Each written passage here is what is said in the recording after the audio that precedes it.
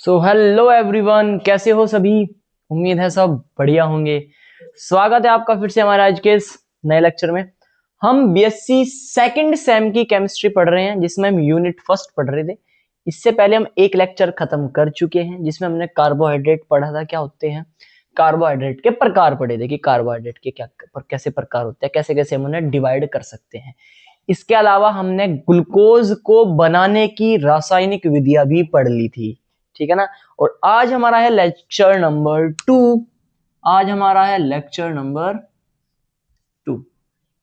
तो अगर आपने अभी तक पहले वाला लेक्चर नहीं देखा है तो पहले वाला लेक्चर देखो। लिंक आपको डिस्क्रिप्शन में मिल जाएगा, या आप हमारे चैनल को ओपन करके देख सकते हो, उसमें आपको लेक्चर दिख जाएगा। ठीक है, बढ़िया।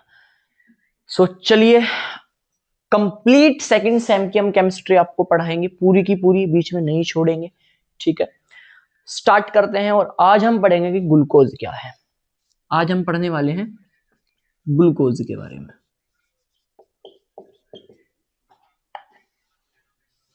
ठीक है सर। ग्लूकोज, जैसे कि मैंने आपको बताया था कि ग्लूकोज एक कार्बोहाइड्रेट है, ठीक है, जिसे सबसे सरल कार्बोहाइड्रेट बोला जाता है। सबसे सरल कार्बोहाइड्रेट क्यों बोला जाता है, ये भी मैं आपको पहले लेक्चर में बता चुका था। क्योंकि ये एक मोनोसैकेराइड है, इसका जल अपघटन नहीं होता। क्लियर है। ग्लूकोज क्या होता है, ये सब चीजें मैं आपको स्टार्टिंग में ही बता चुका हूं। आज हम बात करेंगे कि इसके दूसरे क्या क्या नाम है, क्या क्या इसके नाम हो सकते हैं, किस किस नाम से इसे बुलाया जाता है। तो इसका एक तो नाम है रक्त शर्करा। रक्त शर्करा सर क्यों? रक्त मतलब होता है ब्लड, शर्करा मतलब कार्बोहाइड्रेटों को बोला जाता है। रक्त शर्करा इसका नाम इसलिए है क्योंकि यही वो शर्करा है जो हमारे ब्लड के अंदर पाया जाता है। जैसे बोलते हैं ना कि शुगर टेस्ट कराओ, शुगर टेस्ट कराओ, मरीज को बोला जाता है। तो वो यही चेक करा जाता है कि उसमें ग्लूकोज कितना है। तो ये हमारे ब्लड के अंदर पाई जाती है, रक्त के अंदर पाई जाती है, इसलिए हम इसे क्या बोलते हैं, रक्त शर्करा। अच्छा सर, सर दूसरा क्या बोलते हैं? दूसरा बोलते हैं डेक्सट्रोज शर्करा। डेक्सट्रोज शर्करा। डेक्सट्रोज शर्करा हम इसे इसलिए बोलते हैं क्योंकि अगर आपने प्रकाशिक समावयवता पढ़ी हो 11वीं में या 12वीं में, आपने प्रकाशिक समावयवता पढ़ी हो, तो उसमें बताया गया है कि जो मतलब ग्लूकोज होता है, वैसा भी ग्लूकोज भैया है, ये समतल ध्रुवित प्रकाश के तल को परिवर्तित कर देते हैं, बदल देते हैं। वहां से इसको नाम पड़ा था डेक्सट्रोज शर्करा। ठीक है, एक मिनट में ये देख लो। ठीक है, डेक्सट्रोज शर्करा। सर तीसरा नाम काफी खास है, और तीसरा नाम है एल्डोहेक्सोज शर्करा। ये खास है भाई, यहां से मैं आपको अगला कंसेप्ट भी पढ़ाऊंगा। एल्डोहेक्सोज शर्करा। सर क्यों एल्डोहेक्सोज मतलब? एल्डो का मतलब है भैया एल्डिहाइड। एल्डो का मतलब है एल्डिहाइड। एल्डिहाइड समूह होता है CHO। और हेक्स का मतलब होता है 6। हेक्स का मतलब होता है 6 सदस्य। 6 सदस्य, हेक्सोज मतलब 6 सदस्य। और शर्करा कार्बोहाइड्रेट के लिए हम उपयोग करते हैं। ठीक, तो ग्लूकोज का नाम एल्डोहेक्सो शर्करा इसीलिए है, क्यों? क्योंकि इसके अंदर एक तो एल्डिहाइड समूह पाया जाता है, इसके साथ साथ इसमें 6 सदस्य होते हैं, या 6 सदस्यों की वलय उपस्थित होती है इसके अंदर। ठीक है, वलय क्या है सर? रिंग। 6 सदस्यों की रिंग पाई जाती है इसके अंदर। वो हम संरचना में आपको बताएंगे कैसे। ठीक है, संरचना में। ठीक है सर, नाम आपके सामने मैंने 3 लिख दिए हैं। एक रक्त शर्करा है, एक डेक्सट्रोज शर्करा है, एक एल्डोहेक्सोज शर्करा है। ये इसके नाम है। ठीक है सर, नाम तो सर हमने पता कर लिए। बात करते हैं इसकी संरचना की। इसकी संरचना को लेकर भी क्वेश्चन आते हैं। ठीक है भाई, संरचना को लेकर भी एक नाम और आप इसे दे सकते हो, पायरानोज शर्करा। पायरानोज शर्करा। अब सर ये क्यों? ये जो पायरानोज शर्करा है, ये मैं आपको संरचना के अंदर समझाऊंगा कि क्या है। ठीक है, संरचना देखो, सबसे पहले इसके फॉर्मूले का पता होना चाहिए। इसका जो फॉर्मूला होता है वो होता है C6H12O6। C6H12O6। इसकी संरचना अगर मैं बनाऊं तो 2 तरीके की संरचना हो सकती है। एक तो ये वाली, ऊपर तो CHO समूह होगा, ठीक है, एक तो CHO समूह होता है इसमें। CHOH नॉर्मल बना रहा पहले तो मैं, CHOH CHOH CHOH CH2OH, उम्मीद है दिख रहा होगा। बिल्कुल, एक तो संरचना आपके सामने मैंने ये बना दी, इसे बोलते हैं संरचनात्मक संरचना। ठीक है, 1 2 3 4 5 6, 6 कार्बन है, 6 कार्बन है सर। हाइड्रोजन इसी तरह से इसमें 12 होंगे और 6 ऑक्सीजन होंगे, 1 2 3 4 5 और 1 6 इसमें ऑक्सीजन है। क्लियर बात? अच्छा सर, इसी संरचना को हम दो तरीके से लिख सकते हैं। कैसे? दो तरीके से लिख सकते हैं, एक डी ग्लूकोज बनाकर और एक एल ग्लूकोज। अब डी क्या है और एल क्या है ये भी मैं आपको बताऊंगा, जस्ट अभी अभी मैं संरचना बना दूं पहले। सर डी ग्लूकोज कैसे होगी? ऐसे होगी, CHO जो का त्यों, HOH OH H HOH OH H CH2OH। इस संरचना को मैंने ऐसे बना दिया। ठीक है, ये जो संरचना आपके सामने बनी हुई थी मैंने उसे ऐसे लिख दिया, खोल के लिख दिया। पहले HOH, फिर OHH, HOH, फिर OHH। अब आपको ये जो कार्बन है ये प्रकाशिक सक्रिय कार्बन है। कौन सा कार्बन है? प्रकाशिक सक्रिय। अब प्रकाशिक सक्रिय क्या होता है? वो समावयवता में पढ़ाया हुआ है आपने, BSc फर्स्ट सेमेस्टर में समावयवता डेफिनेटली पढ़ी होगी। नहीं पढ़ी है तो कोई बात नहीं, डायरेक्ट याद रखो कि इसे बोलते हैं किरल कार्बन। क्या बोलते हैं? किरल कार्बन। क्यों?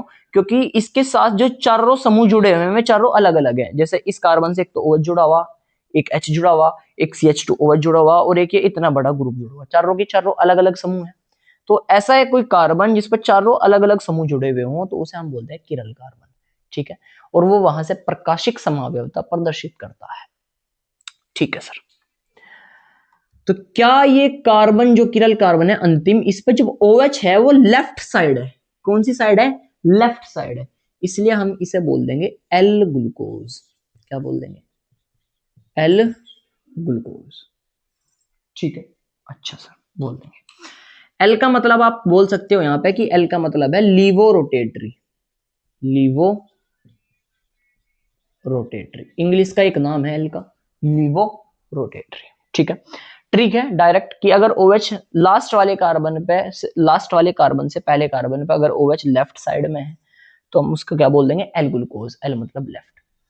ठीक है, अगर मैं इस OH को हटाकर, इस OH को हटाकर, इस OH को हटाकर इस साइड लगा दो और इधर H ही रख दो, बाकी सब सेम, सिर्फ लास्ट वाले कार्बन पे चेंज करना है। तो अब OH कहां चला गया? सर राइट साइड चला गया। तो अब जो ये ग्लूकोज बनेगा इसे बोल लेंगे डी ग्लूकोज। क्या बोल लेंगे? D glucose. सर डी का मतलब क्या है? डी का मतलब होता है डेक्स्ट्रो रोटेटरी।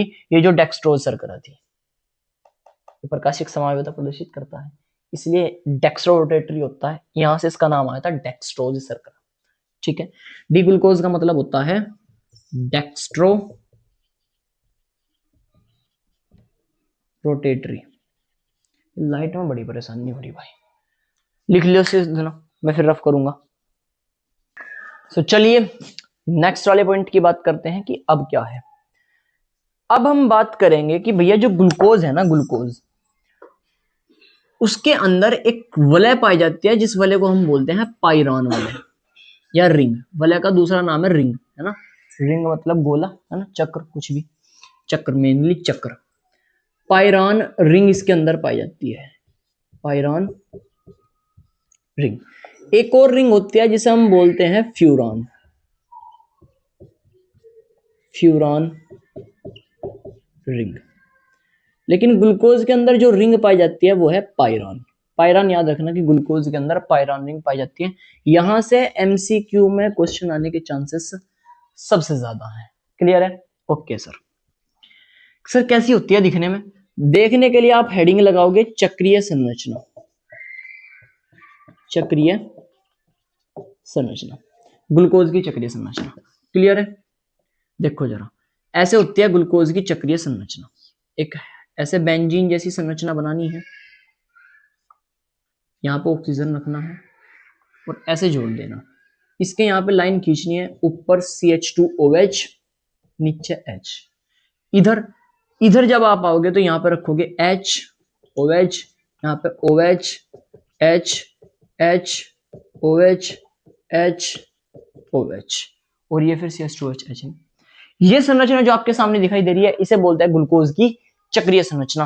और ध्यान से देखो जरा, इसमें 6 कार्बन होंगे। ग्लूकोज का फॉर्मूला मैंने आपको बताया था, C6 होता है, H12 होता है, O6 होता है। ठीक है, तो ग्लूकोज में 6 कार्बन, 12 हाइड्रोजन, 6 ऑक्सीजन होता है, ये होने चाहिए।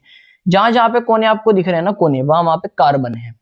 1 2 3 4, ये चौथा कोना है यहाँ पे, 5, ये पांचवा कोना है यहाँ पे, ये कोना नहीं है, यहाँ पे ऑक्सीजन जुड़ा हुआ है। ठीक है ना, यहाँ पे ऑक्सीजन जुड़ा हुआ है और ये है छठा कार्बन। तो टोटल कितने कार्बन हो गए? 6 कार्बन। 6 सर ऑक्सीजन होने चाहिए, 1 2 3 4, एक ये वाला ऑक्सीजन 5 और एक ये वाला ऑक्सीजन 6। हाइड्रोजन कितने होने चाहिए? 12।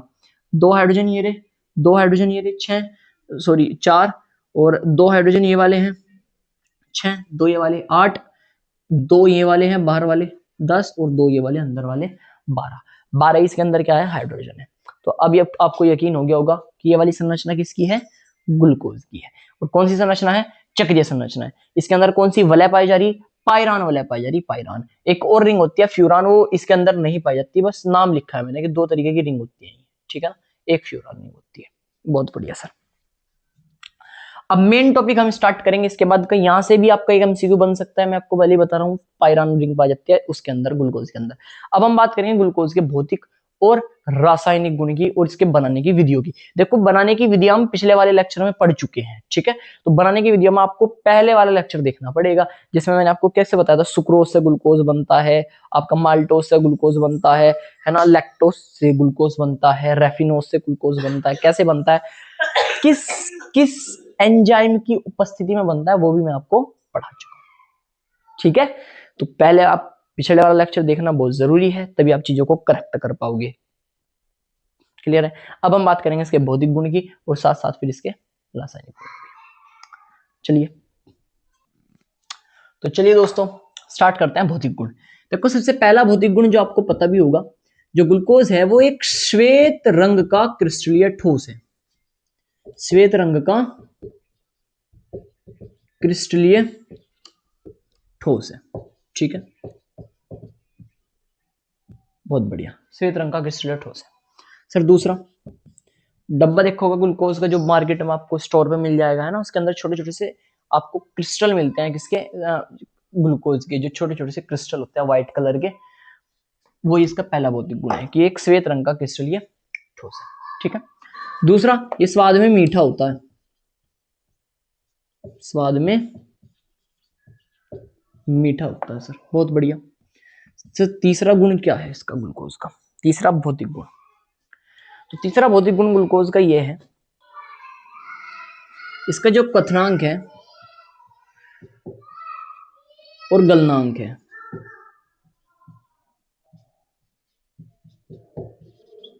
वो उच्च होता है। कैसा होता है? उच्च। उच्च मतलब ज्यादा। क्वथनांक व गलनांक इसका उच्च होता है।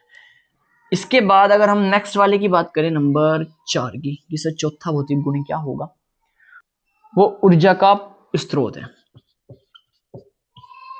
ऊर्जा का महत्वपूर्ण स्रोत है।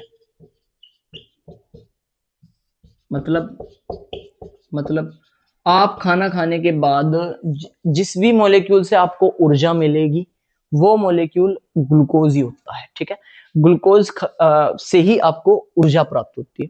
तो चौथा भौतिक गुण आप डाल सकते हो कि ऊर्जा का महत्वपूर्ण स्रोत है कौन? ग्लूकोज भैया। ठीक है, तो 4 भौतिक गुण मैंने आपके सामने लिख दिया, इंपोर्टेंट। पहला कि श्वेत रंग का क्रिस्टल ठोस पदार्थ है, स्वाद में मीठा होता है, तीसरा क्वथनांक और गलनांक इसके उच्च है, चौथा है ऊर्जा का महत्वपूर्ण स्रोत है। क्लियर है बात? अब बात करेंगे इसके रासायनिक गुण की, जो काफी इंपॉर्टेंट है। फटाफट से इसका स्क्रीनशॉट ले लो। गुड, तो चलिए अब हम बात करते हैं ग्लूकोज के रासायनिक गुण की, और रासायनिक गुण पढ़ने के साथ साथ हमारा ग्लूकोज का पूरा टॉपिक खत्म हो जाएगा, बड़े आसान भाषा में। ठीक है, तो चलिए, सबसे पहला रासायनिक गुण है इसका ऑक्सीकरण। देखो, काफी खास है ऑक्सीकरण, और नाम काफी इंपॉर्टेंट है क्योंकि एमसीक्यू का पेपर आएगा, है ना, तो नाम इंपॉर्टेंट है, नाम से ही पूछा जाएगा, आपसे कोई करवा के नहीं देखने वाला। क्लियर है? बहुत बढ़िया सर। ऑक्सीकरण 2 तरीके से हो सकता है। सबसे पहला हो सकता है ब्रोमीन जल के साथ, ब्रोमीन जल के साथ। ठीक है, अगर ब्रोमीन जल से आप इसका ऑक्सीकरण करा रहे हैं तो उसका आंशिक ऑक्सीकरण होगा। कैसा होगा? आंशिक ऑक्सीकरण। और जब ब्रोमीन जल से आप इसका ऑक्सीकरण कराओगे तो इससे ग्लूकोनिक अम्ल बनेगा। देखो ग्लूकोज का फॉर्मूला होता है ये, जो मैंने आपके सामने लिख दिया, ठीक है। 4 CHOH थे इसके अंदर, वो मैंने एक ही डब्बे के अंदर कर दिया कि भैया इसमें 4 CHOH है। ये प्रदर्शित करने का तरीका होता है। बार बार CHOH को ना लिखने से मैंने इसमें लिख दिया कि ये 4 बार है, ठीक है। बहुत बढ़िया। इसका मैंने ब्रोमीन जल से अभिक्रिया कराई, ब्रोमीन जल से, पानी से, बढ़िया। तो इसका आंशिक ऑक्सीकरण होगा और CHO के ऑक्सीकरण से मेरे पास बनता है COOH। तो CHO का जब ऑक्सीकरण होगा तो ये COOH में परिवर्तित हो जाएगा। बाकी जो का त्यों, बाकी जो का त्यों। ये जो बना है इसे बोलते हैं ग्लूकोनिक एसिड, ग्लूकोनिक अम्ल, ठीक है। फटाफट से स्क्रीनशॉट ले लो या से नोट कर लो। ये होता है आंशिक ऑक्सीकरण, कि सिर्फ CHO का ऑक्सीकरण हुआ है, इस CH2OH का ऑक्सीकरण नहीं हुआ। सर पहला स्टेप तो हो गया। दूसरा क्या है, इसे स्क्रीनशॉट ले लो फटाफट, बढ़िया। दूसरा बी वाले की अगर हम बात करें, अगर मैं उसका ऑक्सीकरण करा दूं HNO3 से, HNO3 का नाम है नाइट्रिक अम्ल, नाइट्रिक अम्ल, ठीक है सर, नाइट्रिक अम्ल। यहां पे मैंने क्या रख दिया, नाइट्रिक अम्ल रख दिया। अब इसका दोनों का ऑक्सीकरण होगा, CH2OH का भी और CHO का भी। CH2OH के ऑक्सीकरण से CHO बनता है और CHO का ऑक्सीकरण फिर किस में हो जाता है, COH में। तो मतलब निचले वाले से भी क्या बन जाएगा, COOH। ऊपर वाले का तो हो ही जाएगा, CHO से COH बनेगा ऑक्सीकरण होके। और ये जो नीचे बना है इसका नाम है सैकेरिक अम्ल, सैकेरिक अम्ल या सैकेरिक एसिड, ठीक है। हिंदी में भी यही नाम है। ऑक्सीकरण आपने पहले पढ़ लिया है। अगर आप इसका आंशिक ऑक्सीकरण करा रहे हैं तो ग्लूकोनिक अम्ल बनेगा, और अगर इसका आप पूर्ण ऑक्सीकरण करा रहे हैं HNO3 के द्वारा पूर्ण ऑक्सीकरण होता है तो फिर क्या बनेगा, सैकेरिक अम्ल बनेगा। क्लियर है बात? यस सर, हो गई। फटाफट इसे स्क्रीनशॉट ले लो उसका। देखो जो दूसरे वाला है वो पैप को मैं पहले लेक्चर में भी पढ़ा चुका था। ग्लूकोज एक अपचय शर्करा होती है, क्यों? क्योंकि ये टोलन अभिकर्मक को अपचयित कर देती है। कैसे कर दिया है एक बार और इसकी रिएक्शन देख लेते हैं। ग्लूकोज का फॉर्मूला होता है CHO, CHOH का होल 4 और CH2OH। टोलन अभिकर्मक का फॉर्मूला होता है Ag2, ये टोलन अभिकर्मक होता है। अभिक्रिया हुई, ये टोलन अभिकर्मक को अपचयित करेगा। अपचयित होने का मतलब या तो ऑक्सीजन हट जाएगा या हाइड्रोजन जुड़ जाएगा। अब इसके पास ऑक्सीजन है तो यही ऑक्सीजन हट जाएगा और हट के कहां चला जाएगा, इसके पास, और इससे ग्लूकोनिक अम्ल बन जाएगा। ये जैसे ऑक्सीजन हटेगा इसके पास जाएगा तो COH हो जाएगा, ऊपर COOH हो जाएगा। बाकी सब सेम, बाकी सब सेम। और इससे एक चीज बनेगी, 2 Ag बचे ना इधर, 2 Ag बचे। अब इस 2 Ag को बोलते हैं रजत दर्पण। यहां से MCQ में क्वेश्चन बनेगा भाई, कि जब ग्लूकोज टोलन में अभिकर्मक को अपचयित कर देता है तो उससे रजत दर्पण बनता है, ठीक है। रजत बोलते हैं चांदुई को, चांदी है ये, दर्पण इसमें लगा है थोड़ा शीशे जैसी चमक होती है इसके अंदर, इसलिए से रजत दर्पण बोलते हैं। क्लियर है? बहुत बढ़िया। इसे भी उतार लो। सो चलिए, जहां से रासायनिक गुण से क्वेश्चन बन सकता है वो ये वाला पॉइंट है, फिनाइल हाइड्रोजन से क्रिया। काफी खास है, काफी बड़ी है लिखने में, लेकिन जहां से MCQ बनेगा वो मैं आपको बता दूंगा, ठीक है। सबसे पहले फिनाइल हाइड्रोजन का आपसे फॉर्मूला पूछ सकता है, तो फिनाइल हाइड्रोजन का फॉर्मूला होता है C6H5NH2, ठीक है। ये फिनाइल हाइड्रोजन का फॉर्मूला होता है। जब ग्लूकोज फिनाइल हाइड्रोजन से क्रिया करेगा तो ग्लूकोज फिनाइल हाइड्रोजोन बनेगा। हाइड्रोजन से क्रिया करेगा, हाइड्रोजोन बनेगा, ठीक है। ग्लूकोज फिनाइल हाइड्रोजन से क्रिया करेगा और बनेगा क्या, ग्लूकोज फिनाइल हाइड्रोजोन, ठीक है। इस क्रिया में MCQ क्या बनेगा कि जब ग्लूकोज फिनाइल हाइड्रोजन से क्रिया करता है तो फिनाइल हाइड्रोजन के कुल कितने अणु अभिक्रिया में भाग लेते हैं, कितने अणु अभिक्रिया में भाग लेते हैं, तो 3 भैया, 3 अणु भाग लेते हैं। कैसे लेते हैं देखो जरा रिएक्शन। देखो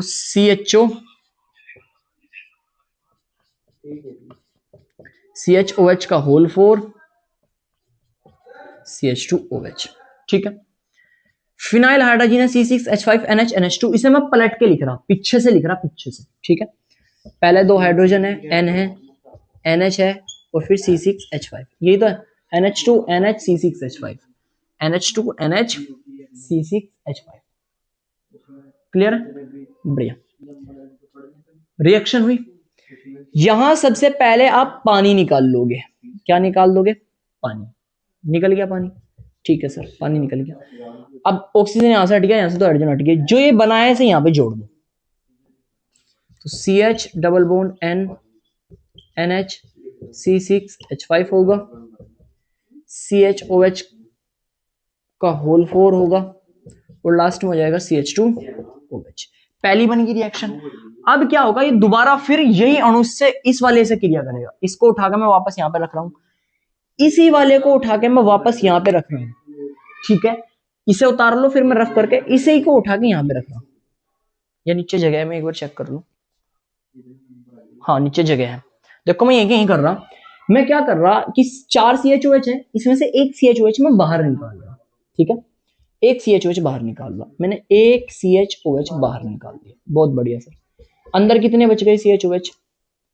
अंदर बच गए सर 3 CHOH और नीचे क्या रहेगा? CH2OH। अब ये जो बना है इसकी वापस से अभिक्रिया होगी किससे? C6H5NH से, फिनाइल हाइड्रोजन से। कैसे होगी देखो जरा, प्लस वही वापस उल्टा करके लिख दो, H2N NH C6H5। दिख रहा होगा? दिख रहा है, ठीक है। C6H5 ये वही है जो मैंने ऊपर लिखा हुआ है, जैसे यहां पे लिखा था ना, ऐसे ही। अब होगा क्या, यहां से ये जो 2 हाइड्रोजन आपको दिख रहे हैं ये गायब हो जाएंगे। ये दोनों के दोनों हाइड्रोजन इस पूरे ग्रुप के साथ भाग जाएंगे। कैसे?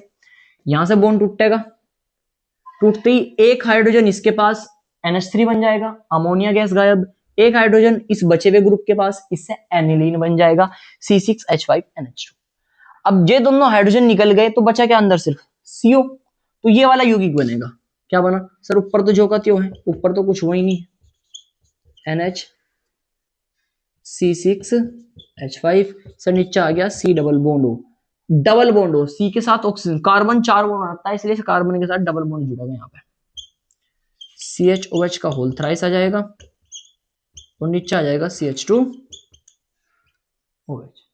क्लियर है? अच्छा सर, अब एक बार ये सेम रिएक्शन और होगी।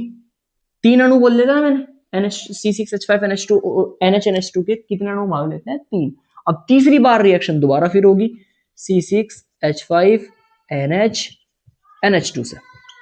इस बार क्या होगा? वही जो यहां पे हुआ था, ये वाला ऑक्सीजन निकलेगा, यहां से 2 हाइड्रोजन निकलेंगे, पानी निकल जाएगा, पानी खत्म, जो बचा उसे यहां पे जोड़ दो, जोड़ के एक यौगिक बनेगा जो मैं इधर लिख रहा हूं, CH double bond N NH C6H5। ऊपर तो कोई चेंज हुआ ही नहीं है, ऊपर तो जो का त्यों है। नीचे देखो जरा, यहां पे डबल बॉन्ड ऑक्सीजन जुड़ा हुआ था, लेकिन अब सिर्फ C बचा हुआ है। C के साथ डबल बॉन्ड आ जाएगा। अब यहां से H2 गायब, बचा क्या? N NH C6H5, वही ऊपर ले वाला N NH C6H5। बाकी सब सेम। CHOH का होल थ्राइस और नीचे आ गया CH2OH। बहुत बढ़िया, खत्म हो गया। ये फाइनल में जो चीज बनी है इसका नाम क्या है? नाम भी काफी इंपॉर्टेंट है, फिर से बोल रहा हूं, नाम काफी इंपॉर्टेंट है। इसका नाम है ग्लूकोसाजोन। ग्लूकोसाजोन ये जो बना है इसका नाम है ग्लूकोसाजोन। तो कैसे कैसे क्वेश्चन बन सकते हैं कि ग्लूकोज जब फिनाइल हाइड्रोजन से क्रिया करता है तो फिनाइल हाइड्रोजन के कुल कितने अणु भाग लेते हैं? तो टोटल 3 लेते हैं। पहला ये रहा, दूसरा ये रहा और तीसरा ये रहा। टोटल 3 अणु काम करते हैं। ग्लूकोज फिनाइल हाइड्रोजन के साथ क्रिया करके क्या बनाता है? तो भैया ग्लूकोसाजोन बनाता है। ठीक है, बहुत बढ़िया सर। ग्लूकोज से ग्लूकोसाजोन बनाने के लिए किस अभिक्रिया का उपयोग करना पड़ता है? तो फिनाइल हाइड्रोजन से क्रिया करनी पड़ती है। तीसरी चीज ये हो जाएगी MCQ में। चौथी क्या पूछ सकता है कि फिनाइल हाइड्रोजन का सूत्र क्या है? तो फिनाइल हाइड्रोजन का सूत्र है C6H5NH2। ठीक है, तो यहां से आपने पूरा का पूरा ग्लूकोज अपना खत्म कर लिया। आज का लेक्चर खत्म हो गया। अब आगे आपके शायद से 2 लेक्चर और लगेंगे और पूरी यूनिट खत्म हो जाएगी। जैसे मैंने आपको बोला था 3 से 4 ही लेक्चर हम लेंगे एक यूनिट को खत्म करने में। ठीक है, तो बने रहिए हमारे साथ, इसी मस्त अंदाज में आपको केमिस्ट्री हम सिखाते रहेंगे और 75 के 75 एमसीक्यू आपके नोट्स के अंदर से होंगे गारंटीड। ठीक है, मिलते हैं नेक्स्ट लेक्चर में, तब तक के लिए ओके भाई। अपने दोस्तों के साथ शेयर करना मत भूलना, सभी अपने कॉलेज के ग्रुप में वीडियो का लिंक शेयर कर दो कि भैया केमिस्ट्री पढ़नी है तो यहां से पढ़ो, आनंद आ जाएगा आप लोगों को जैसे आपको आया। ठीक है, ओके।